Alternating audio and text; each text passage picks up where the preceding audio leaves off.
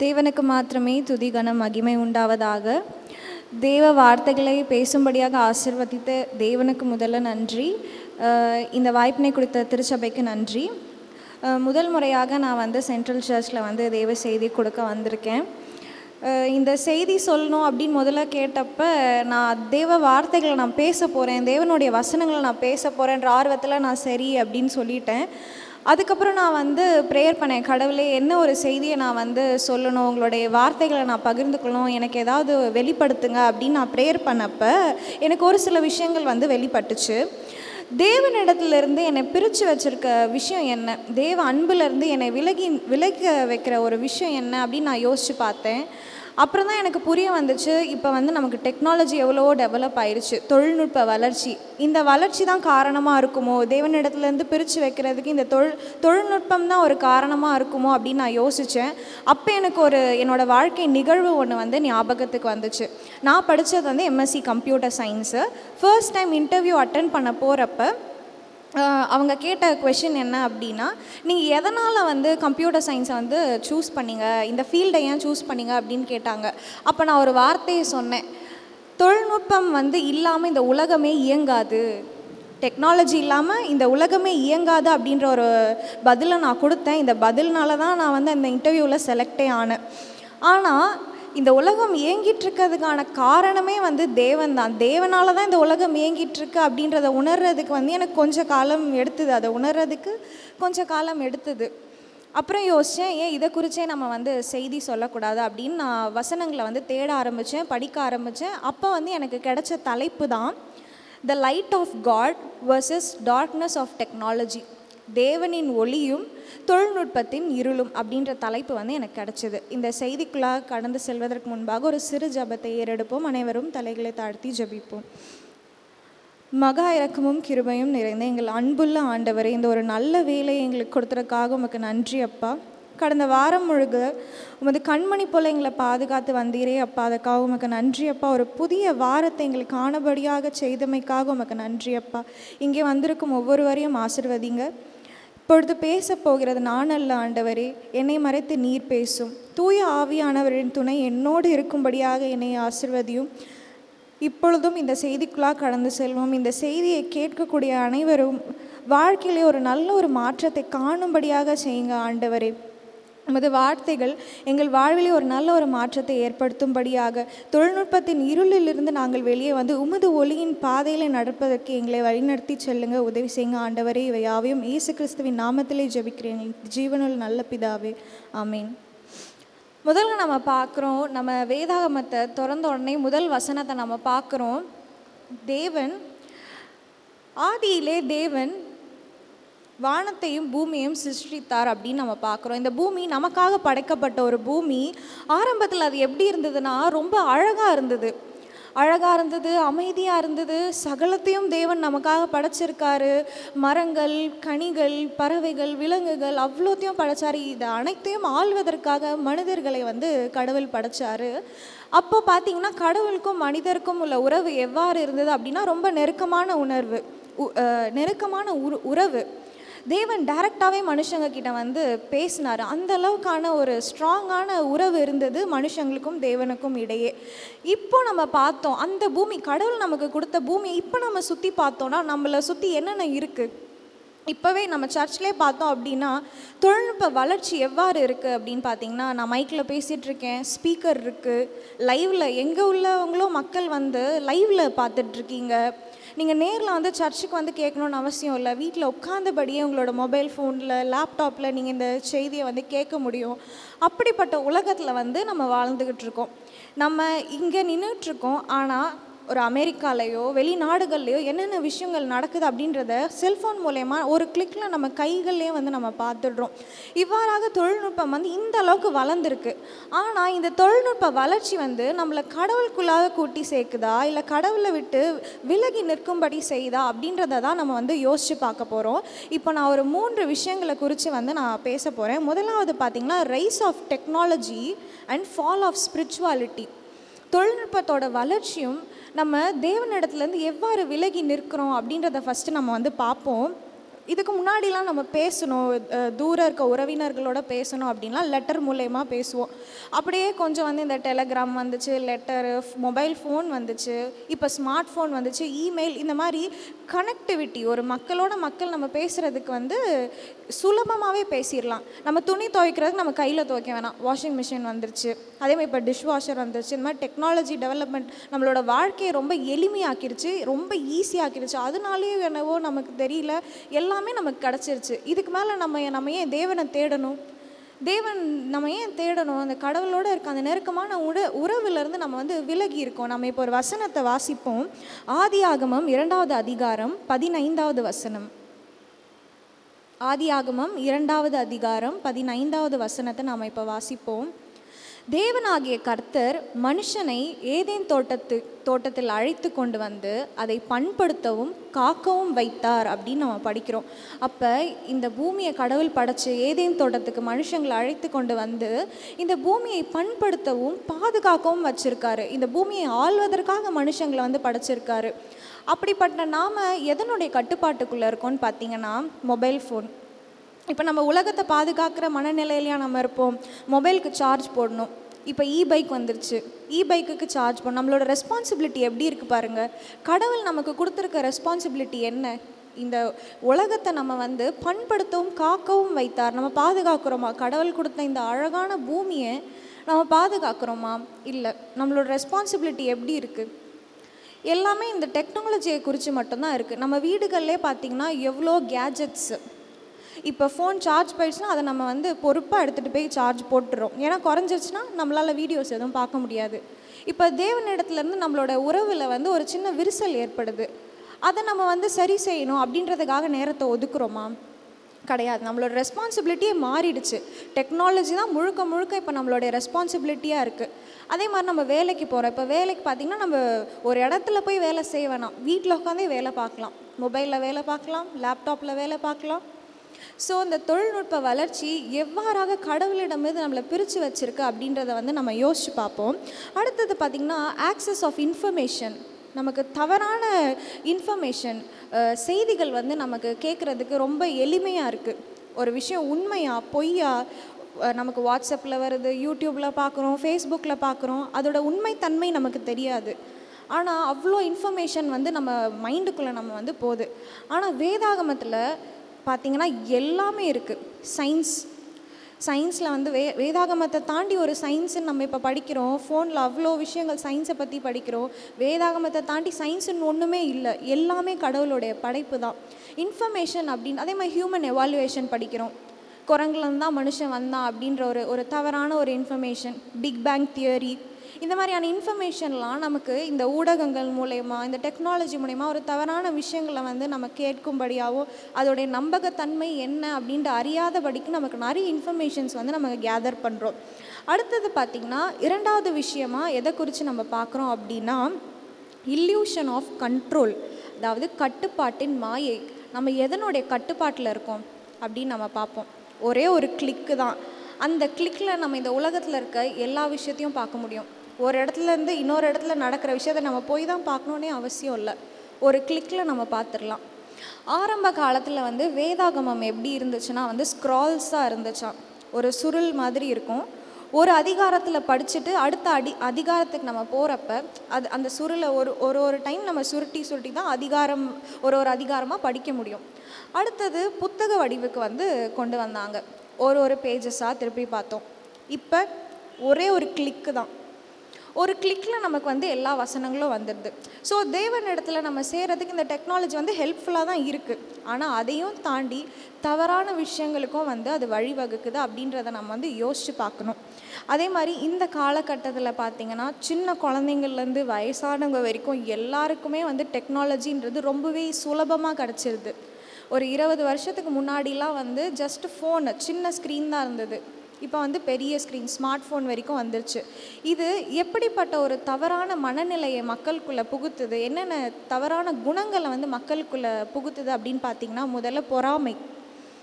அடுத்தவன் வந்து ஒரு 4G மொபைல் வச்சுருக்காங்க அப்படின்னா நம்ம 5G மொபைல் வாங்கணும். அவங்க ஸ்மார்ட் ஃபோன் வச்சுருந்தா நம்ம ஐஃபோன் வாங்கணும். பக்கத்து வீட்டில் எல்சிடி டிவி இருக்குது, நம்ம எல்இடி வாங்கணும். இப்போ smart phone. Smart TV. So இந்த மாதிரி ஒரு பொறாமை குணம் வந்து நமக்குள்ளே அதிகரிக்கிறதுக்கு இந்த டெக்னாலஜி ஒரு ஒரு காரணமாக இருக்குது. இன்னொன்று பார்த்திங்கன்னா வந்து செல்ஃப் ப்ரைடு, பெருமை, என்கிட்ட இது இருக்குது அது இருக்குது, இந்த கேஜெட் நான் வச்சுருக்கேன் அப்படின்ற ஒரு தற்பெருமை பேசுகிறதுக்குமே இந்த டெக்னாலஜி வந்து ஒரு ஒரு வழி கொடுக்கு. அதே மாதிரி செல்ஃபிஷ்னஸ், என் பொருள் நான் காசு கொடுத்து வாங்கியிருக்கேன், இது இவ்வளோ காஸ்ட்லியான பொருள், நான் இதை யாருக்கும் தரமாட்டேன் அப்படின்ற ஒரு செல்ஃபிஷ்னஸ். இந்த டெக்னாலஜி என்னமோ ஆரம்பத்தில் கண்டுபிடிச்சப்ப மனிதர்கள் என்ன நினச்சாங்க அப்படின்னா, இது ஒரு நல்ல முன்னேற்ற பாதையில் வந்து மனிதர்களை கொண்டு போவோம் அப்படின்னு நினச்சாங்க. அடுத்தது இது சமூகத்தில் ஒரு ஒரு சீரான மாற்றத்தை வந்து இது ஆரம்பத்தில் ஏற்படுத்துச்சு. அது உண்மை தான். நம்ம அவ்வளோ கஷ்டப்பட்டு ஒருத்தவங்க கிட்ட பேசணுன்னா லெட்டர் போடுறதை தாண்டிலும் வாட்ஸ்அப் டெக்ஸ்ட் சிம்பிளாக டெக்ஸ்ட் பண்ணி விட்டுறோம். ஸோ அது நம்ம லைஃப்பை ஈஸியாக்குச்சு, ஒரு சீரான முன்னேற்றத்திற்கான வழி இது கொடுத்துச்சு. ஆனால் இப்போ இந்த காலகட்டத்தில் அது அப்படி சீரான முன்னேற்றத்தை கொடுக்குதா அப்படின்னு பார்த்திங்கன்னா இல்லை, அழிவை நோக்கி மட்டும்தான் போயிட்டுருக்கு. ஸோ அடுத்து நம்ம என்ன பார்க்குறோம் அப்படின்னா, இப்போ ஒரு வசனத்தை வாசிப்போம். சங்கீதம் 46வது அதிகாரம் 10வது வசனம். சங்கீதம் 46வது அதிகாரம் 10வது வசனம். சங்கீதம் 46வது அதிகாரம் 10வது வசனம். நீங்கள் அமர்ந்திருந்து நானே தேவன் என்று அறிந்து கொள்ளுங்கள், ஜாதிகளுக்குள்ளே உயர்ந்திருப்பேன், பூமியிலே உயர்ந்திருப்பேன். ஸோ நமக்கு கடவுள் சொல்கிறாரு, இது இங்கிலீஷில் பார்த்திங்கன்னா be still and know that I am God. B still, அமர்ந்திருங்கள், நானே வந்து கடவுள் அப்படின்னு தெரிந்து கொள்ளுங்கள் அப்படின்னு சொல்கிறாரு. இப்போ நம்ம அந்த மாதிரி பண்ணுறோமா? ஒரு இடத்துல உட்காந்து தேவனுடைய பிரசன்னத்தை நம்ம உணர்கிறோமா? அவரோட பேசுகிறோமா? மனசு விட்டு பேசுகிறோமா? அவருக்கான டைமை நம்ம வந்து கொடுக்குறோமா? சரி, நம்ம உட்காந்துருக்கோம், ப்ரேயர் பண்ணுறதுக்கு உட்காரோம், அமைதியான ஒரு இடத்துல உட்காந்துருக்கோம் அப்படின்னா என்ன மாதிரியான டிஸ்ட்ராக்ஷன்ஸ்லாம் இந்த தொழில்நுட்பம் நமக்கு கொடுக்குதுன்னு பார்க்குறீங்களா? டக்குன்னு ஒரு நோட்டிஃபிகேஷன் சவுண்டு கேட்கும், டிங் அப்படின்னு கேட்கும். கேட்டோன்னு நம்ம என்ன பண்ணுவோம், யார் மெசேஜ் அனுப்பியிருப்பாங்களோ என்னவோ டக்குன்னு நம்ம மொபைல் ஃபோனை கையில் எடுத்துருவோம். ஸோ அந்த இடத்துல தேவனுக்கும் நமக்குமான அந்த ஒரு டைமு அந்த இடத்துல பிரேக் ஆகுது, ஒரு டிஸ்ட்ராக்ஷன். அதே மாதிரி கால் வந்துடும், திடீர்னு மெயில் வரும். நம்ம வேலை பார்த்துட்ருக்கோம் அப்படின்னா அவசரமாக ஒரு கால் வரும், இந்த வேலையை நீங்கள் அர்ஜென்ட்டாக முடிக்கணும் அப்படின்னு. அவ்வளோ டிஸ்ட்ராக்ஷன்ஸ். கடவுளோட நம்ம ஒரு டைம் ஸ்பெண்ட் பண்ணுறதுக்கான ஒரு நல்ல ஒரு நேரமே கிடைக்கிறதில்ல. நமக்கு மன அமைதி வேணும் அப்படின்னா அது கடவுளிடத்தில் மட்டும்தான் நம்மளால் தேட முடியும். நமக்கு ஒரு கஷ்டமோ என்னவோ ஒன்று, நம்ம கடவுளிடத்தில் தான் அமைதியை வந்து தேடணும். ஆனால் இப்போ நம்ம அமைதியை எங்கே போய் தேடுறோம்? அமைதியாக அமர்ந்திருந்து நீங்கள் தான் என்னோட தேவன், நீரே எல்லாமும் ஆனவர், எனக்கானவர் அப்படின்னு நம்ம வந்து யோசித்து பார்க்குறோமா? உணர்கிறோமா? தூய ஆவியானவருடைய அந்த ஒரு பிரசன்னம் நம்ம கூட இருக்கா? அவர் நம்மளோட பேசுகிறத நம்ம வந்து கேட்குறோம். நம்ம அமைதியாக இருந்தால் தான் கேட்க முடியும். ஆனால் சத்தம், அவ்வளோ டிஸ்ட்ராக்ஷன், நாய்ஸியான வேர்ல்டு இது. அமைதியாக அமர்ந்திருந்து நம்ம தேவனுடைய வார்த்தையை கேட்குறோமா அப்படின்னு நம்ம வந்து யோசித்து பார்ப்போம். இப்போ அடுத்த ஒரு வசனம் வந்து நம்ம வாசிப்போம். மத்தேயு 11வது அதிகாரம், மத்தேயு 11வது அதிகாரம் வசனம் 28. மத்தேயு 11வது அதிகாரம் வசனம் 28. வருத்தப்பட்டு பாரம் சுமக்கிறவர்களே, நீங்கள் எல்லோரும் என்னிடத்தில் வாருங்கள், நான் உங்களுக்கு இளைப்பாறுதல் தருவேன் அப்படின்னு சொல்கிறாரு ஆண்டவர். ஆனால் நம்ம வந்து ஸ்ட்ரெஸ்ஃபுல்லாக இருக்கோம், எனக்கு வந்து இப்போ ஒரு ரெஸ்ட் வேணும், ரிலாக்ஸேஷன் வேணும்னா நம்ம அதை ஆண்டவர் இடத்துல தேடுறோமா? தேவன் இடத்துல தேடுறோமா? அடுத்த வசனம் வாசிப்போம். 29வது வசனம். நான் சந்தோஷமும் மனத்தாழ்மையுமாய் இருக்கிறேன், என் நுகத்தை உங்கள் மேல் ஏற்றுக்கொண்டு என்னிடத்தில் கற்றுக்கொள்ளுங்கள், அப்பொழுது உங்கள் ஆத்மாக்களுக்குள் இளைப்பாறுதல் கிடைக்கும் அப்படின்னு தேவன் சொல்கிறாரு. ஆனால் நமக்கு ரிலாக்ஸேஷன் என்னவா இருக்குது? ஒரு வாரம் ஃபுல்லாக நம்ம உழைக்கிறோம், வேலை பார்க்குறோம், நமக்கு ஓய்வு நாள் அப்படின்ற ஒரு நாளை வந்து தேவன் நமக்காக கொடுத்துருக்காரு, ஓய்ந்திருக்கும்படியாக கொடுத்துருக்காரு. ஆனால் நம்ம வந்து ஒரு ரிலாக்ஸேஷனை எங்கே தேடுறோம்? இப்போவே வந்து எல்லாருமே ஃபோனில் தான் வந்து இந்த லைவை பார்த்துக்கிட்டு இருப்பீங்க. இந்த டைமில் உங்களுக்கு என்னென்ன டிஸ்ட்ராக்ஷன்ஸ் வரும்? கண்டிப்பாக மேலேருந்து நோட்டிஃபிகேஷன் வந்திருக்கும், கண்டிப்பாக நோட்டிஃபிகேஷன் வரும். நீங்கள் இந்த லைவ் விட்டு வெளியில் போகிறதுக்கான வாய்ப்பு கூட இருக்குது. ஸோ இளைப்பாறுதல் நம்ம எங்கே தேடுறோம்? ரிலாக்ஸ் வேணுமா? படத்துக்கு போகிறோம், ஒரு என்டர்டெயின்மெண்ட் படம் பார்க்குறோம். இல்லையா இப்போ ஷார்ட்ஸு லைட்டாக ஸ்வைப் பண்ணிகிட்டே வரோம். நம்ம இப்போ ஷார்ட்ஸ்லாம் 1 மினிட்லேயே நமக்கு அவ்வளோ இன்ஃபர்மேஷன் அந்த 1 மினிட்டில் கொடுத்துட்றாங்க. ஷார்ட்ஸ் வீடியோவில், இன்ஸ்டாகிராமில் ரீல்ஸு, அந்த ஒரு நிமிஷம் வீடியோவை நம்ம அந்த ஒரு நிமிஷம் தான் பார்க்குறோமா? ஸ்வைப் பண்ணிக்கிட்டே இருக்கோம். அது நம்மளுடைய நேரத்தை எவ்வளோ கன்சியூம் பண்ணுதுன்னு பாருங்கள்.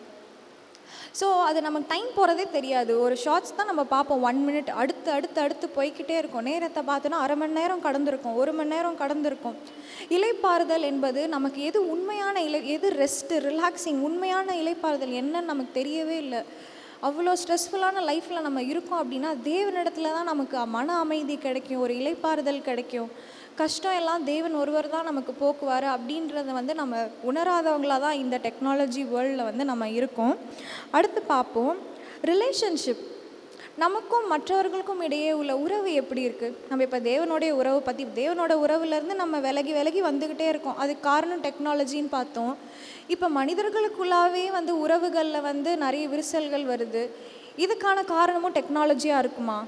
ஏன்னா நம்ம தான் பார்த்தோம், ஈஸியாக மற்றவங்களுக்கு கால் பண்ணி பேசிடலாம், ஈஸியாக டெக்ஸ்ட் மெசேஜ் பண்ணி பேசிடலான்னு நம்ம பார்த்தோம். இந்த இடத்துல எப்படி உறவு வந்து முறிவுபடுது, எப்படி நம்ம மக்களிடையே வந்து நமக்கு ஒரு கேப் வந்து விழுகுது அப்படின்னு பார்ப்போம். அதே மாதிரி சமுதாயத்தில் இருந்து நமக்கு எப்படி ஒரு ஒரு விலகி நம்ம நிற்கிறோம் அப்படின்றதையும் நம்ம வந்து பார்ப்போம். நம்ம வீடுகள்லேயே வந்து அப்பா அம்மா பிள்ளைங்க அப்படி இருக்காங்கன்னா, அப்பா ஒரு ஃபோன் எடுத்துகிட்டு ஒரு ஓரமாக இருப்பார், அம்மா ஒரு ஃபோனை பார்த்துக்கிட்டு இருப்பாங்க, பிள்ளைங்க 2 பேர் ஒரு ஃபோன் பார்த்துட்ருப்பாங்க. அவங்களுக்குள்ளே கூடி பேசிக்கிறதுக்கான ஒரு நேரமே இருக்க மாட்டேங்குது. ஏன் எங்கள் வீடுகள்லேயும் நடக்குது. நான் வந்து சாப்பிட வாங்கன்னு கூப்பிட்றதே நான் இப்போல்லாம் டெக்ஸ்ட்டில் தான் சொல்கிறேன். சாப்பிட வாங்க அப்படின்னு நான் டெக்ஸ்ட் பண்ணுறேன், சாப்பிட்றதுக்கு என்னுடைய ஹஸ்பண்ட் வந்து வருவாங்க. வீடுகளுக்குள்ளாகவே ஒரு ரூமில் இருப்பாங்க. இப்போ வீடுகளுமே ஒருத்தருக்கு ஒரு ரூம் தனித்தனியாக நம்ம வச்சுருக்கோம். எல்லோரும் வாங்கன்னு கூப்பிட்றதே நம்ம டெக்ஸ்ட்டில் தான் கூப்பிட்றோம். ஐசோலேட்டடாக இருக்கும். இந்த டெக்னாலஜி நம்ம எல்லாரையும் கனெக்ட் பண்ணுதுன்னு நினச்சிக்கிட்டு இருக்கோம். ஈஸியாக மக்கள் கனெக்ட் ஆகிடலாம் அப்படின்னு நம்ம நினச்சிக்கிட்டு இருக்கோம். ஆனால் அது ஐசோலேட் தான் பண்ணுது அப்படின்றத நம்ம வந்து உணரவே இல்லை. அது நம்மளை தனிமை தான் படுத்துது. நமக்கு இன்ஸ்டாகிராமில் ஒரு 1000கணக்கான ஃப்ரெண்ட்ஸ் வச்சுருப்போம், 1000கணக்கான ஃபாலோவர்ஸ் இருக்கலாம், ஃபேஸ்புக்கில் ஒரு 1000 பேர் இருக்கலாம். ஆனால் அந்த 1000 பேருமே நமக்கு முகமுகமாக தெரியுமா, அறிமுகமானவர்களா? முழுசாக அவங்கள பற்றி நமக்கு தெரியுமான்னு கேட்டால் தெரியாது. ஜஸ்ட் அவங்க ஆன்லைனில் ஃப்ரெண்ட்ஸு. அதே மாதிரி இப்போ அந்த ஆன்லைனில் நிறைய ஸ்கேம்மே நடக்குது. வேறு ஒரு பேருகளில் வேறு ஒரு ஃபோட்டோவை போட்டு வேறு ஒருத்தவங்க கூட நம்ம கூட பேசலாம். அதில் ஒரு உண்மை தன்மையுமே வந்து இருக்காது. ஸோ அதே மாதிரி ஏஐ ஃப்ரெண்ட் வேறு வந்துருச்சு. இப்போ ஆர்டிஃபிஷியல் இன்டெலிஜென்ஸ் வரைக்கும் இந்த டெக்னாலஜி டெவலப் ஆகிடுச்சு. இப்போ நான் ஒருத்தவங்க கூட பேசுகிறேன் அப்படின்னா அவங்க மனுஷனாக இருக்கணும் அப்படின்னு அவசியமே இல்லை. அது ஏஐ ஜென்ரேட்டட் ஒரு விஷயமாக கூட இருக்கலாம். ஏன் இப்போ வாட்ஸ்அப்லேயும் வந்து ஒரு மெட்டா சேட் அப்படின்ற ஒரு ஆப்ஷன் இருக்குது, சேட் ஜிபிடி. நம்ம டெக்ஸ்ட் பண்ணுறோம், ரிப்ளை வருது, ஆனால் அது ஒரு மனுஷங்கிட்டேருந்து வருதா அப்படின்னு கேட்டால் இல்லை. அது ஒரு ஏஐ ஜென்ரேட்டட். அது வந்து நமக்கு டெக்ஸ்ட் பண்ணுது, ஆல்ரெடி ஃபீட் பண்ணி வச்சுருக்காங்க, அது வந்து நமக்கு டெக்ஸ்ட் பண்ணுது. ஸோ மனிதர்களுக்கிடையவே நமக்கு வந்து உறவு வந்து விரிசல் அடைகிறதுக்கு இந்த டெக்னாலஜி வந்து ஒரு காரணமாக இருக்குது. இப்போ ஒரு வசனத்தை நம்ம வாசிப்போம். ஆதியாகமம் 2வது அதிகாரம் 18வது வசனம். பின்பு தேவனாகிய கர்த்தர், மனுஷன் தனிமையாக இருப்பது நல்லதல்ல, ஏற்ற துணையை அவனுக்கு உண்டாக்குவேன் என்றார். அப்போ கடவுள் வந்து ஒரே ஒரு மனுஷனை இந்த உலகத்தில் படைச்சிருக்கலாமே, ஏன் அந்த மனுஷன் வந்து ஒரு ஃபோனையோ என்னத்தையோ கண்டுபிடிச்சி அதனோடய வாழ்ந்துருக்கலாமே. ஆனால் கடவுள் வந்து மனிதனை படைத்ததுக்கான காரணம் என்ன? இந்த பூமியை ஆள்வதற்காக அவனுக்கு ஒரு துணை வேணும் அப்படின்னு வந்து கடவுள் வந்து விருப்பப்பட்டு தான் ஆதாமையும் ஏவாளையும் ஒருவருக்கு ஒருவர் துணையாக வந்து இந்த உலகத்தில் வந்து படைச்சார். ஆனால் இப்போ நம்ம யோசிச்சு பார்ப்போம், இப்போ எந்த மாதிரியான சமூகத்தில் வந்து நம்ம இருக்கோம்? ஒருத்தருக்கு நம்ம துணையாக இருக்கோமா? ஃபஸ்ட்டு பேசிக்கிறோமா? என்ன தான் ஃபோன் இருக்குது, இமெயில் இருக்குது, வாட்ஸ்அப் இருக்குது, Instagram, Facebook, chat, messenger, just message தான். அதில் உணர்வு பூர்வமான விஷயத்தை நம்மளால் சொல்ல முடியுமா அப்படின்னு கேட்டால் முடியாது. ஒரு விஷயத்தை நீங்கள் முகமுகமாக நேரடியாக அவங்கக்கிட்ட சொல்லும் போது அந்த எமோஷன் கன்வே ஆகிறதுக்கும் ஜஸ்ட் ஒரு டெக்ஸ்ட்டில் அந்த டெக்ஸ்ட்டை பார்த்து அவங்களால என்ன ஒரு உணர்வை வந்து புரிஞ்சிக்க முடியும்னு வந்து நம்ம யோசித்து பார்ப்போம். தேவனே சொல்லியிருக்காரு, மனுஷங்கள் வந்து ஒருத்தருக்கு துணையாக இருக்கணும். படைப்பின் காரணமே அதுதான். இல்லைனா கடவுள் இந்த பூமியை ஆள்வதற்கு ஆதாமை மட்டும் படைத்திருக்கலாம். ஆனால் வந்து படைப்பின் பர்பஸ் ஆஃப் லைஃப், நம்ம ஏன் படைக்கப்பட்டோம் அப்படின்றத மறக்கிறதுக்கு இந்த டெக்னாலஜியே காரணமாக இருக்குது அப்படின்றத வந்து நம்ம எல்லோரும் கொஞ்சம் யோசித்து பார்ப்போம். இப்போ ஒரு வசனம் வாசிப்போம். எபிரேயர் 10வது அதிகாரம் வசனம் 24. எபிரேயர் 10வது அதிகாரம். மேலும் அன்புக்கும் நற்கிரியைகளுக்கும் நாம் ஏவப்படும்படி ஒருவரை ஒருவர் கவனித்து, அடுத்த வசனம் 25. சபை கூடி வருதலை சிலர் விட்டு விடுகிறது போல நாமும் விட்டு விடாமல் ஒருவருக்கொருவர் புத்தி சொல்ல கடவோம். நாளானது சமீபமாய் வருகிறதை எவ்வளவாய் பார்க்கிறீர்களோ அவ்வளவாய் புத்தி சொல்ல வேண்டும். பார்த்தீங்களா, நமக்கு என்ன சொல்லப்பட்டிருக்குன்னு பார்த்தீங்களா? நம்ம ஒருவர் வந்து புத்தி சொல்லணும். இப்போ காலம் சமீபமாய் வந்துட்டுருக்கு. நம்ம ஒருவரோட பேசுகிறதுக்கே நமக்கு நேரம் இல்லை. நம்ம எப்படி ஒருத்தர் கூட நம்ம இந்த மாதிரி புத்தி சொல்லுவோம்? நாள் சமீபமாக இருக்குது நம்ம சொல்கிறோமா? நம்ம கடவுளை பற்றி பேசுகிறோமா? முதல்ல சாதாரணமாக பேசுகிறதுக்கு டைம் இல்லாதப்ப கடவுளை பற்றி நம்ம எப்படி பகிர்ந்துக்க முடியும்? ஒருவரோட சாதாரணமாக ஒருத்தரை நம்ம பார்க்குறோன்னா இப்போல்லாம் ஜஸ்ட் ஸ்மைலோட சரி, அவ்வளோதான், கடந்து போயிடுறோம். ஆனால் தேவனை பற்றி நம்ம பேசுகிறதுக்கான டைம் நம்ம எடுத்துக்கிறோமா? ஒருத்தரை புதுசாக நம்ம சந்திக்கிறோம், ஜஸ்ட் ஹாய் பாயோடு நம்ம போயிடுறோம். தேவனை பற்றி பேசுகிறதுக்கோ டிஸ்கஸ் பண்ணுறதுக்கோ இல்லை நம்ம வேதாகமத்தை பற்றி டிஸ்கஸ் பண்ணுறதுக்கோ நம்ம வந்து டைம் எடுத்துக்கிறோமா? இல்லவே இல்லை. இந்த டெக்னாலஜி நம்ம எல்லாரையும் ஐசோலேட் பண்ணி வச்சுருக்கு. இப்போ நம்ம எங்கேயாச்சும் வெளியில் போயிருக்கோன்னா வீட்டுக்கு போயிட்டு நம்ம ரிலாக்ஸ் பண்ணுறதுக்கு நம்ம என்ன பண்ணுறோம்? ஃபோன் எடுத்து வச்சுட்டு தான் உட்காடுறோம். வீட்டுக்கு போனோடனே ஃபோனை தான் கையில் எடுக்கிறோம். காலை தூங்கி எழுந்தோடனே ஃபோனை தான் கையில் எடுக்கிறோம். என்னென்ன மெசேஜஸ் வந்திருக்கு அப்படின்னு. தூங்க போகிறதுக்கு முன்னாடி என்ன பண்ணுறோம்? எல்லா மெசேஜஸ்க்கும் ரிப்ளை பண்ணியிருக்கோமா அப்படின்னு பார்த்துட்டு நம்ம வந்து தூங்க போகிறோம். மனிதர்களுக்கு இடையே உள்ள உறவு வந்து பிரியறதுக்கு காரணமும் டெக்னாலஜியாக தான் இங்கே இருக்குது. அடுத்தது பார்த்திங்கன்னா, ஒரு மாயை இல்யூஷனை வந்து உருவாக்குது. அதாவது நம்ம ஃபோனில் வந்து வீடியோ கால் பேசுகிறோம். இப்போ உள்ள திருமணமான பெண்கள், கல்யாணமான மருமகள்களுக்கெலாம் வந்து இந்த ஸ்மார்ட் ஃபோன்றது ஒரு ஒரு நல்ல விஷயமாக அவங்களுக்கு இருக்கும். ஏன்னா ஆரம்ப காலத்தில் வந்து நம்மளுடைய அம்மா அப்பா பிரிஞ்சு நம்ம வந்திருப்போம். அவங்க வீட்டுக்கு போனோம் அப்படின்லாம் இப்போ நினைக்கிறதில்ல. எல்லாமே வீடியோ கால் தான். ஒரு இல்யூஷன் தானே அது. அவங்க நேரில் இருக்க மாட்டாங்க, ஆனால் வீடியோ கால் மூலயமா அவங்கள பார்த்து நம்மளால் பேச முடியும். அவங்க எதிர்க்க நேராகவே இருக்கிற மாதிரியும் நம்மளால் ஃபீல் பண்ண முடியும். அப்படி ஒரு இல்யூஷனை வந்து க்ரியேட் பண்ணுது. எல்லாமே மாயை. இந்த எமோஷன் வந்து நீங்கள் நேராக ஒருவரோட ஒருவர் பேசுகிற அந்த எமோஷன் வந்து நேராக பேசும்போது மட்டும்தான் நமக்கு வந்து கிடைக்கும். அந்த ஃபிசிக்கல் ப்ரெசன்ஸ் வேறு, இல்யூஷன், க்ரியேட்டட் இல்யூஷன் தான் வந்து இந்த மொபைல் எல்லாமே க்ரியேட் பண்ணுது. உண்மை எது, நிஜம் எது? இப்போ ஏஐன்ற ஒன்று வந்து டெவலப் ஆகி வந்துருச்சுன்னா உண்மையான மனுஷங்க யார் நமக்கு தெரியவே தெரியாது. இந்த விஷயம் உண்மையானே தெரியாது. இப்போ வீடியோஸ்லாம் க்ரியேட் பண்ணுறாங்க, ஃபோட்டோஸ் ஜென்ரேட் பண்ணுறாங்க, ஏஐ ஃபோட்டோஸ், ஏஐ வீடியோஸ். அதில் வர வீடியோஸில் உள்ள மனிதர்களே கிடையாது. மனிதர்கள் மாதிரியான ஒரு பிம்பம் அதை வந்து ஏஐ க்ரியேட் பண்ணியிருக்கு. அது ஒரு மனுஷனே கிடையாது. இப்படிப்பட்ட ஒரு மாயையான உலகத்தில் நம்ம வாழ்ந்துக்கிட்டு இருக்கோம். உண்மையான தேவன் யார் அப்படின்றத நம்ம வந்து மறந்துகிட்டே வரோம். ஸோ நம்ம அடுத்து என்ன விஷயம் நம்ம பார்க்க போகிறோம் அப்படின்னா, the call to return to God's light. கடவுளுடைய ஒளிக்கு நம்ம எவ்வாறு திரும்புவது? எப்படி கடவுளோட ஒளிக்குள்ளே நம்ம வர்றது? இவ்வளோ நாள் நம்ம டெக்னாலஜியோட இருளில் தான் நம்ம வந்து மூழ்கி இருந்திருக்கோம். மேபி நம்ம தெரிஞ்சு மூழ்கி இருக்கலாம், இல்லை தெரியாமல் கூட மூழ்கி இருக்கலாம் நம்ம. ஆனால் கடவுளோட ஒளியின் பாதை வந்து எப்படி இருக்குது? கடவுள் வந்து எவ்வாறு நம்மளை வழி நடத்துகிறார், ஒளியின் பாதையில் வழி நடத்துகிறார் அப்படின்றத பார்ப்போம். மனிதனை கடவுள் படைக்கிறப்பவே நம்மக்கிட்ட வந்து தீய குணங்களே இல்லாமல் படைச்சிருக்கலாம். ஆனால் அவர் நம்மளை எப்படி படைச்சிருக்கார் அப்படின்னா, நல்லது எது, தீமை எது, இதை வந்து பகுத்தறிஞ்சு நல்ல விஷயங்களை செய்கிறபடியாக தான் மனுஷங்களை வந்து இந்த உலகத்தில் கடவுள் வந்து படைச்சார். அப்படி இருக்க நாம் எது வந்து இருள், கடவுளின் வெளிச்சம் எது அப்படின்ற ஒரு நாலேஜே இல்லாமல் நம்மளால் இருக்க முடியாது. கொஞ்சம் யோசித்து பார்த்தோம் அப்படின்னா உண்மையான தேவன் என்ன அப்படின்றத நம்மளால் வந்து உணர்ந்து கொள்ள முடியும். இப்பொழுது ஒரு வசனத்தை படிப்போம். மத்தேயு 5வது அதிகாரம் வசனம் 14.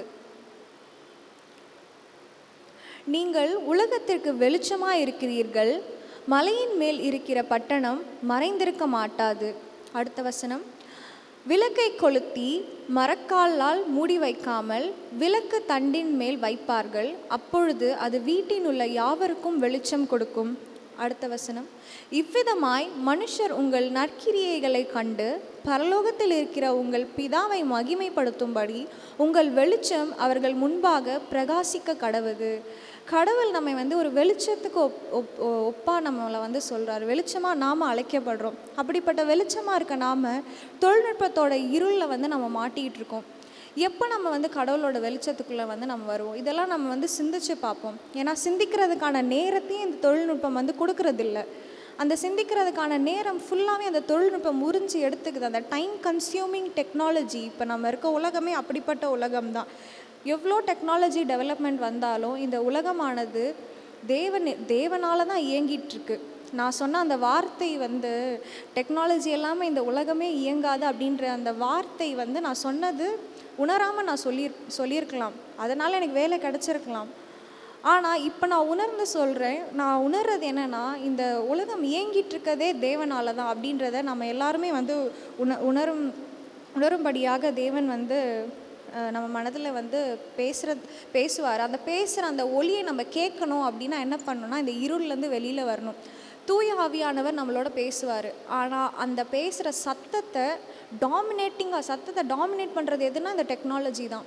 நம்ம அமைதியாக நம்மளால் இருக்க முடியல, ஃபோன் இல்லாமல் நம்மளால் இருக்க முடியல. இப்போ வாட்ச்மே ஸ்மார்ட் வாட்ச், நம்ம டைம் பார்க்க தான் வாட்ச் கண்டுபிடிச்சோம். இப்போ வாட்ச்லேயும் வந்து நோட்டிஃபிகேஷன் வந்துடும். நம்ம ஃபோனே எடுத்துகிட்டு போகலனாலும் வாட்சில் நோட்டிஃபிகேஷன் வந்துடும்.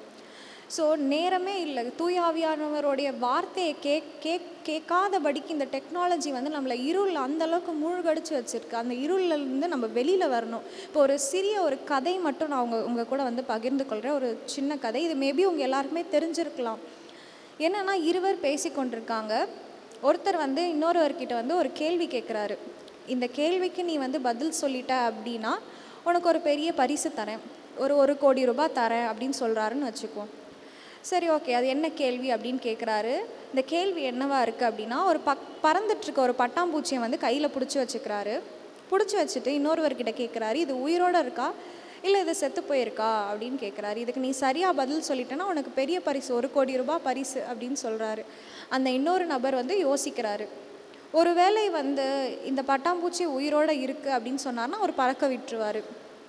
இல்லை அது செத்து போயிருக்கு அப்படின்னு சொன்னால் இறுக்கி நசுக்கி அதை கொன்னுட்டு இல்லை இது செத்து போயிருக்கு அப்படின்னு சொல்லலாம். ஆப்போசிட்டாக ஆன்சர் பண்ணலாம். உயிரோடு இருக்குன்னு சொன்னால் நசுக்கி கொன்னுடலாம். இல்லை அது செத்து போயிருக்கு அப்படின்னா உயிரோட பறக்க விட்டுடலாம். அப்போ இதுக்கான சரியான விடை என்னவாக இருக்கும்னு யோசிச்சவரை அவர் ஒரு பதிலை சொல்கிறாரு. இந்த பட்டாம்பூச்சி உயிரோடு இருக்கிறதும் அது இறந்து போகிறதும் உங்களோட கையில் தான் இருக்குது அப்படின்னு அவர் பதில் சொல்கிறாரு. இதுதான் சரியான பதில். இப்போ டெக்னாலஜி எவ்வளோ முன்னேறிடுச்சு. இன்னுமே வந்து அதோடைய முன்னேற்றம் வந்து ரொம்ப ஸ்பீடாக தான் போயிட்டுருக்கு. அப்படிப்பட்ட உலகத்தில் இதை நம்ம நல்ல விஷயத்துக்கு பயன்படுத்துகிறோமா கெட்ட விஷயத்துக்கு பயன்படுத்துகிறோமான்றது வந்து நம்ம கையில் தான் இருக்குது. நான் முன்னாடியே சொன்ன மாதிரி இப்போ பைபிள் வந்து அவ்வளோ கஷ்டப்பட்டு ஸ்க்ராலில் படித்த காலம் போய் புக்கு மாதிரி நமக்கு ஒரு புக் ஃபார்மில் வந்துச்சு. இப்போ நம்ம மொபைல் ஃபோன்லேயே பார்க்குறோம். நம்ம ட்ராவல் பண்ணிகிட்ருக்கும் போது படிக்கிறோம். எங்கே இருந்தாலும் ஒரு கிளிக்கில் நமக்கு வந்து மொபைல் ஃபோன்லேயே நமக்கு வந்து பைபிள் வந்தது. ஸோ நல்ல விஷயத்துக்கும் நம்ம வந்து டெக்னாலஜியை பயன்படுத்தலாம்.